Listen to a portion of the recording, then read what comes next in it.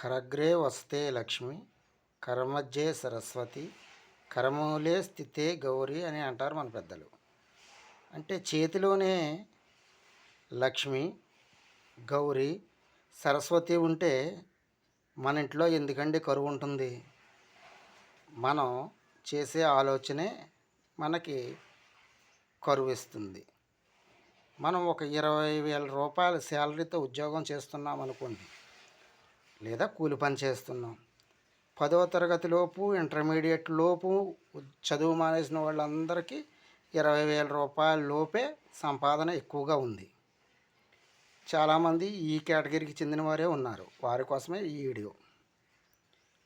మీరు ఏం చేస్తారంటే, శుభ్రంగా 8 గంటలకు పనిలోకి వెళ్ళండి, సాయంత్రం 5 గంటలకి ఇంటికి వచ్చేస్తారు.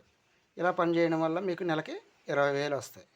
ఒక్క 2,000 పెట్టుబడి పెట్టుకుని ఉదయాన్నే 5 గంటలకు మీరు నిద్రలేచి మీ భార్య కానీ మీ తల్లిదండ్రులతో సపోర్ట్ తీసుకుని మీరు చిన్న హోటల్ ప్రారంభించండి మీ ఇంటి దగ్గర. రోజు మీరు 2,000 పెట్టుబడి పెడితే ఎలా చూసుకున్నా మీకు 300 కానీ 400 రూపాయలు కానీ ఇన్కమ్ వస్తుంది. 400 ఇన్కమ్ ఇంటూ 30 రోజులు ఎంత అయిందండి? 12,000. మీకు నెలలో 2 ఆర్డర్లు దొరికినాయి అనుకోండి. 2 ఆర్డర్లు దొరికితే గ్యారెంటీగా ఎక్స్ట్రా 3,000 వస్తాయి. అంటే ఒక 15,000 రూపాయలు ఎక్స్ట్రా డబ్బులు వస్తాయి. ఇది ఒక 15,000 ప్లస్ అదొక 20,000, 35,000 రూపాయలు వస్తాయి. ఆ 35,000లో మీ ఇంట్లో 10,000 ఖర్చు పెట్టుకున్నా మిగిలిన 25,000తో ఏ బంగారమో కొనుక్కుని దాచుకున్నారనుకోండి, మీరు ఉన్నత స్థాయికి వెళతారు. నేను ఇదే ఆచరించాను.